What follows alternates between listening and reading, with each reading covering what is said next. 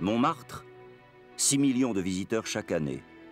L'un des sites parisiens les plus connus dans le monde. Située sur la butte, à proximité de la petite place du Tertre, la basilique surplombe la ville, offrant de très loin au regard sa haute silhouette de pierre blanche, une silhouette si familière qu'on finit par en oublier comment, dans un passé encore récent, elle s'est dressée dans le paysage de Paris, pour quelle raison et à quel prix. Une histoire extraordinaire, étonnante, semée d'embûches dont le déroulement et le dénouement attestent d'une volonté qui dépasse celle des hommes. 1870, la défaite de Sedan marque l'effondrement du Second Empire. Paris est assiégé par l'armée prussienne et connaît la faim et la misère. De son côté, l'Église souffre en la personne du pape Pie IX, qui se considère prisonnier au Vatican depuis la confiscation des États pontificaux. L'Église souffre aussi d'une montée en puissance de l'anticléricalisme. Autant d'événements qui conduisent un certain nombre de chrétiens à s'interroger sur l'urgence d'une conversion nationale radicale. Elle seule pourrait sauver la France et l'Église du marasme et des périls qui montent de toutes parts. L'un d'eux, un laïc, Alexandre le Gentil, dès décembre 1870, avait fait le vœu d'édifier un sanctuaire dédié au Sacré-Cœur de Jésus en vue d'obtenir le salut de la France et la liberté du souverain pontife. Ce vœu est soumis à Rome et approuvé par le pape Pie IX en mars 1871. À Paris, le drapeau rouge de la Commune se lève. En mai 1871 a lieu la Semaine sanglante. Un grand nombre d'ecclésiastiques trouveront la mort, le plus tristement célèbre étant Monseigneur Darbois, archevêque de Paris. C'est donc son successeur, Monseigneur Guibert, qui adoptera le 18 janvier 1872 le texte du vœu, devenu vœu national, en lui donnant sa forme définitive.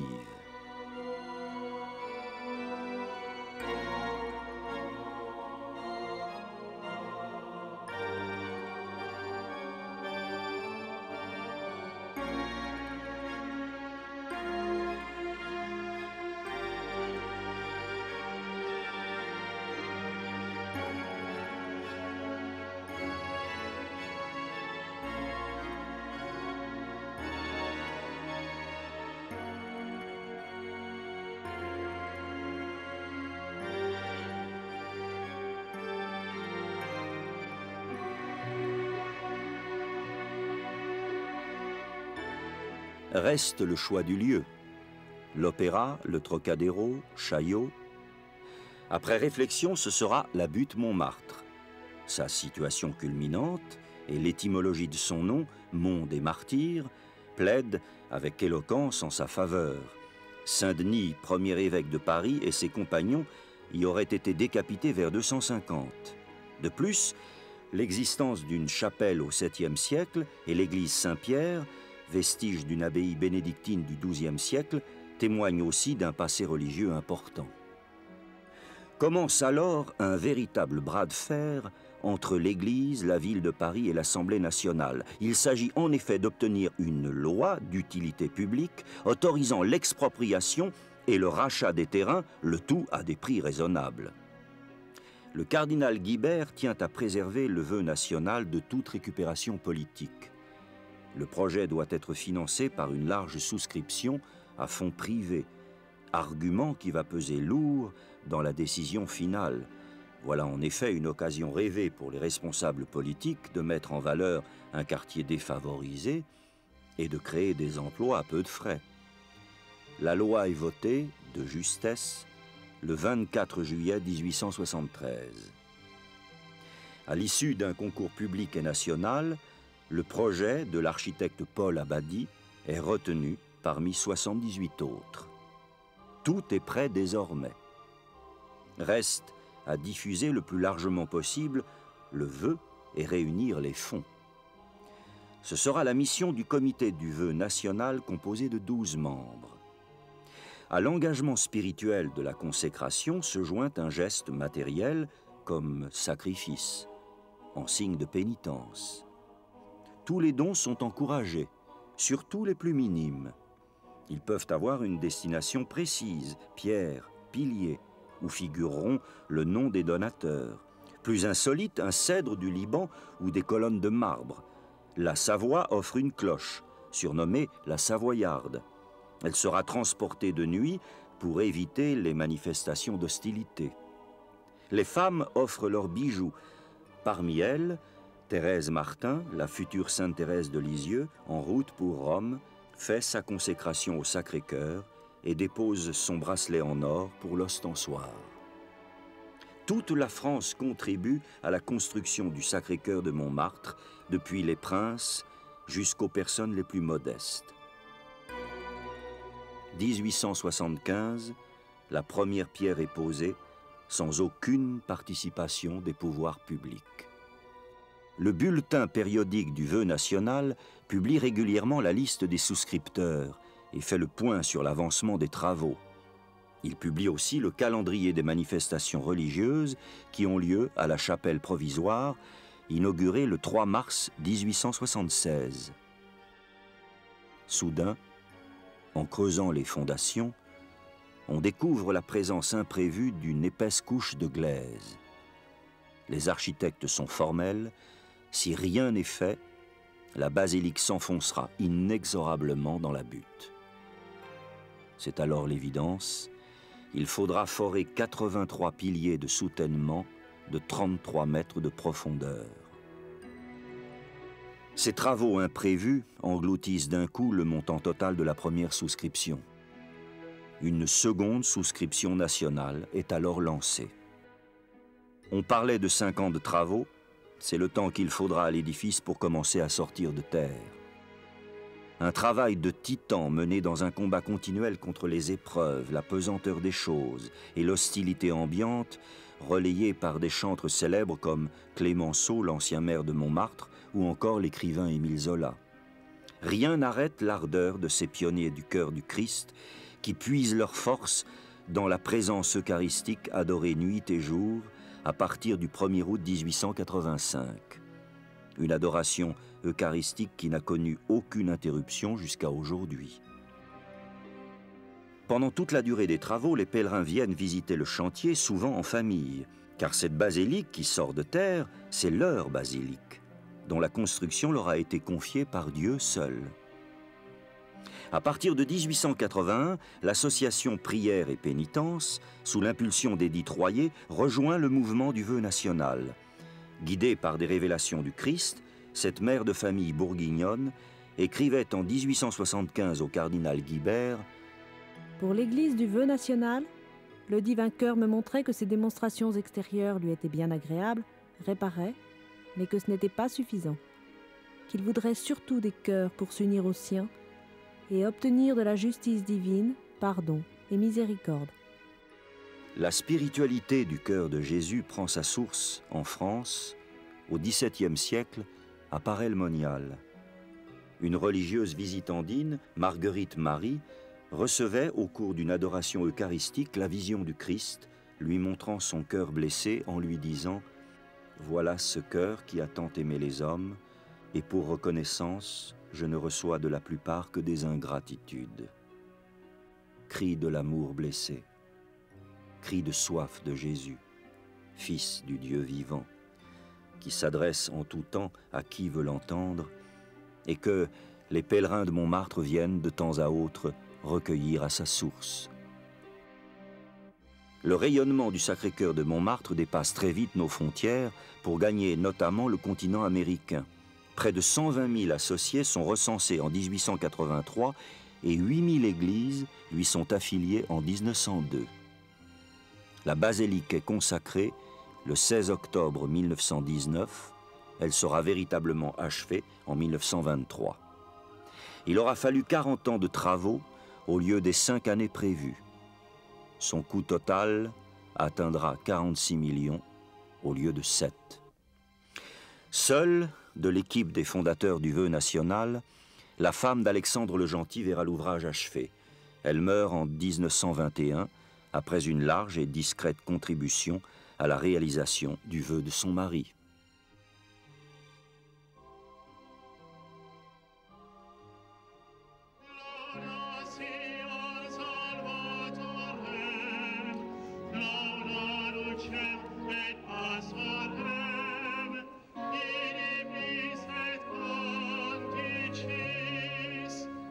Aujourd'hui, la basilique de Montmartre est devenue l'un des lieux les plus visités dans le monde. Des foules venues de tous les pays s'y pressent, découvrant ce sanctuaire, saisies par l'atmosphère de recueillement qui y règne et souvent par la sensation très forte d'une présence. Le croyant y reconnaît celle de Jésus ressuscité, le Fils du Dieu vivant. Exposé sur le maître-autel sous l'aspect d'une grande hostie toute blanche, son corps s'offre à tous les regards comme à la prière incessante de très nombreuses personnes qui se relaient sans cesse devant lui pour l'adorer. Qu'est-ce que l'adoration sinon se tenir en silence devant Dieu, se reconnaître toute petite créature et se laisser aimer infiniment? Une prière personnelle dont la portée est universelle puisqu'elle répond à un désir de Dieu lui-même.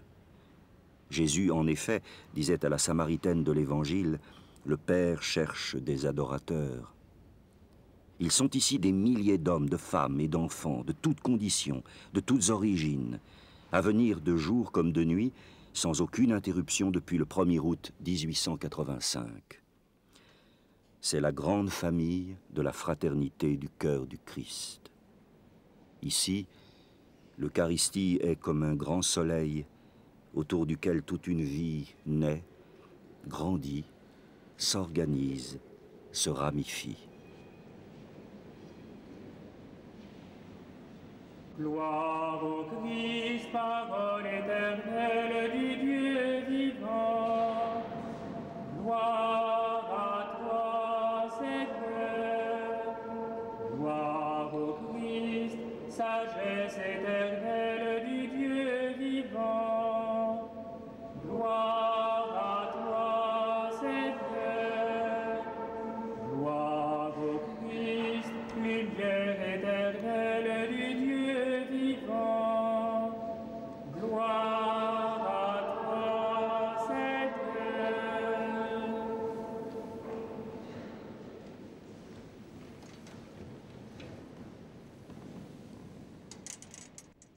Répartis en mouvement, ces milliers d'adorateurs de Montmartre assurent une présence fidèle tout au long de l'année. Ils forment une grande chaîne qui relie le Christ aux hommes du monde entier. 4000 adoratrices se répartissent les heures de jour. Chacune monte une fois par mois, mais toutes sont conviées à une messe d'adoration chaque premier vendredi du mois. Ce jour-là, un groupe de nouvelles adoratrices prononçait leur consécration. Et d'être fidèle à l'heure d'adoration mensuelle à Montmartre, nécessaire à mon ressourcement et à mon rayonnement. Beaucoup plus colorée, la montée des enfants un mercredi par mois. Bienheureux les cœurs purs, ils verront Dieu. Ils sont plusieurs centaines, entre 4 et 11 ans, à aimer ce grand rendez-vous mensuel où l'on apprend le silence et l'adoration.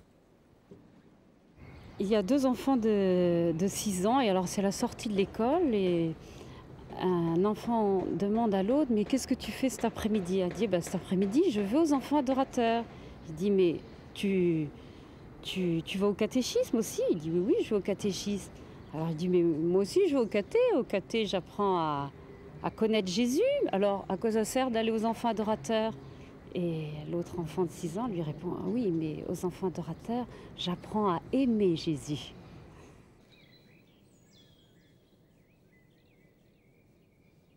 Il est 23 heures. La dernière messe s'achève. La nuit est tombée sur la ville. Les grandes portes de la basilique se referment sur le monde, laissant place à la garde sainte et silencieuse des adorateurs de nuit. Parmi eux, les foyers. Depuis 15 ans, Thierry et Laurence viennent, 3 fois par an, passer la nuit à Montmartre. Un temps de retrait du monde qui commence le soir à 21 h par un enseignement suivi de la messe. Cette nuit, ils se réveilleront à 3 h du matin pour venir adorer le Saint-Sacrement. On prie à 2 et c'est même très beau de se retrouver tous les deux, ce qui nous est arrivé une fois, tous les deux dans la basilique. Il n'y avait personne d'autre et on assurait Nous aimions bien avoir l'heure de 3 ou 4, de 3 à 4 ou de 4 à 5. Et c'était assez impressionnant de se rattacher à toute la tradition de Montmartre, puisque cette prière ne s'est jamais arrêtée, et d'être un des maillons de la chaîne pour assurer une présence d'adoration auprès de Dieu présent dans l'Eucharistie. D'abord, de venir à Montmartre, c'est, je crois, 3 fois par année, faire un pèlerinage, quitter son confort, quitter ses enfants, et pendant une nuit, rencontrer le Seigneur avec son épouse. Et je crois que c'est un temps très fort dans notre vie, même si ce n'est pas forcément toutes les fois évident.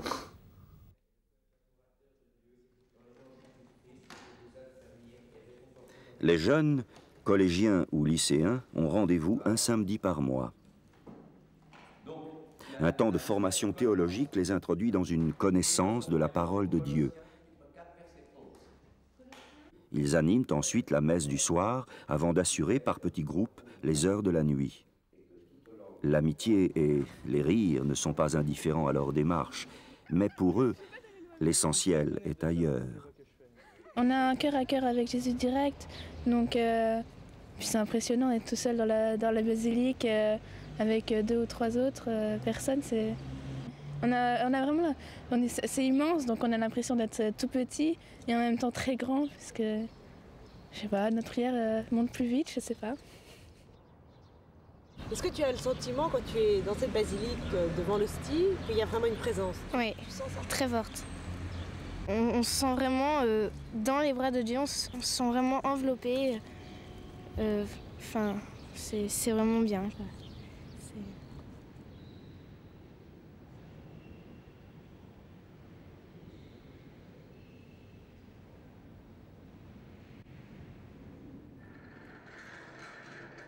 6 heures. La basilique ouvre ses portes. C'est la fin du grand silence de la nuit.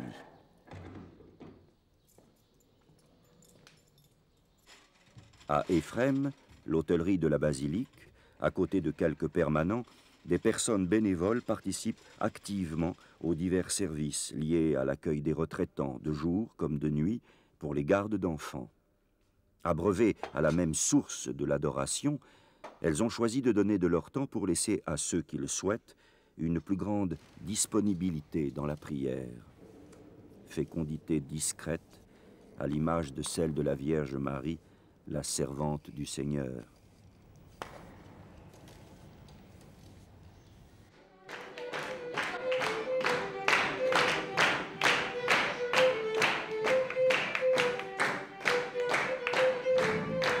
Les jeunes qui viennent à Montmartre sont de toute nationalité.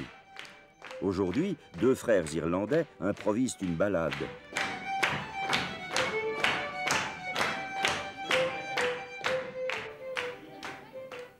Certains s'y arrêtent le dimanche, le temps d'une messe animée par eux et pour eux.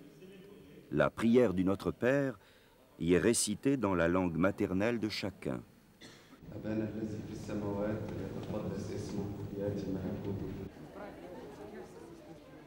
Après le déjeuner, les habitués se retrouvent sur le parvis pour prendre en charge l'accueil des touristes.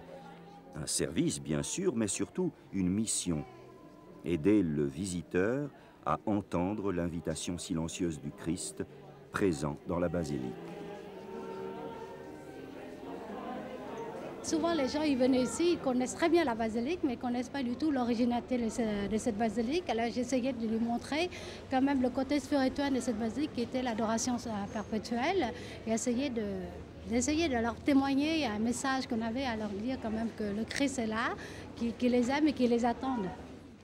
Seigneur, je te rends grâce pour les recoupements d'amitié qui m'ont conduit en cette basilique. Ton Eucharistie irrigue ma vie quotidienne. Elle est la source de ma joie. Je te rends grâce pour ta présence concrète, pour cette façon matérielle de me manifester ta présence. Je te rends grâce pour l'unité que tu donnes à ma vie. Je te rends grâce parce que ton Eucharistie m'unit à mes frères. Je te demande d'ouvrir mes lèvres pour dire ton amour.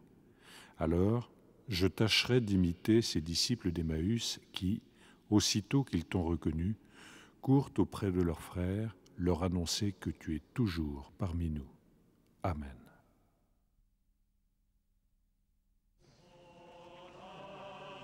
Le vendredi saint, les catholiques de Paris se rassemblent autour de leur évêque pour commémorer le chemin de croix de Jésus.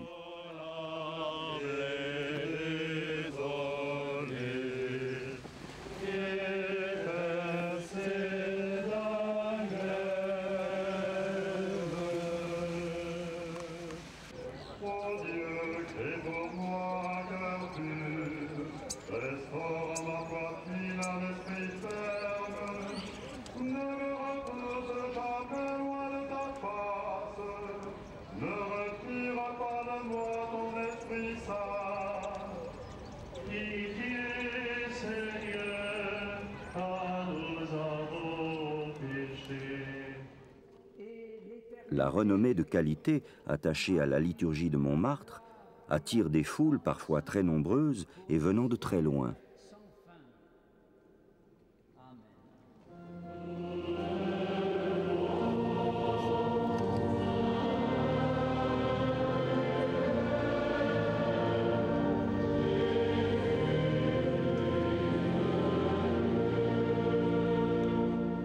Les messes sont superbes, ça, elles sont magnifiques, les chants en particulier. Quand on veut vraiment prier, je crois qu'il faut y aller.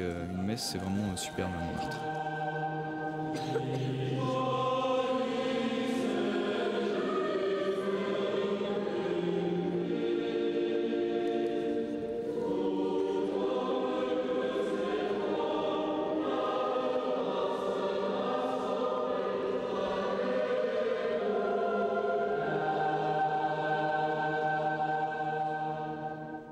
Certains viennent aussi par curiosité.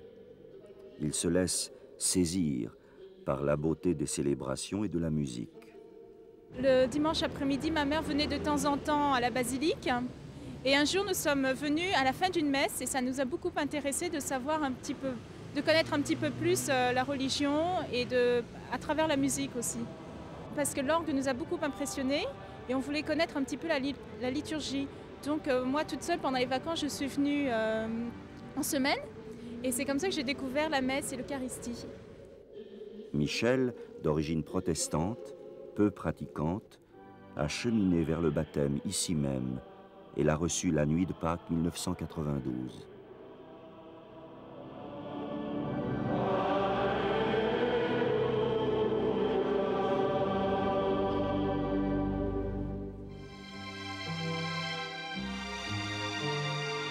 L'histoire extraordinaire de la basilique du Sacré-Cœur de Montmartre témoigne de l'éruption de Dieu dans l'histoire des hommes. Bâtie sur le roc par des hommes de toutes conditions, de toutes origines, à la suite d'une mobilisation populaire jamais vue, elle a résisté aux tempêtes, aux découragements, aux défis de toutes sortes semés sur sa route. Une résistance qui mesure la foi de tous ceux qui ont contribué à son édification. Lieu de pèlerinage, de réparation et de miséricorde inépuisable, haut lieu de la prière perpétuelle, elle est un signe pour le monde, signe pour les temps passés, présents et à venir. Elle rappelle surtout, au-delà des grands défis et des manifestations extérieures, que Dieu, aujourd'hui, a soif d'une rencontre personnelle, d'un cœur à cœur intime avec chacun, dans le silence de l'adoration.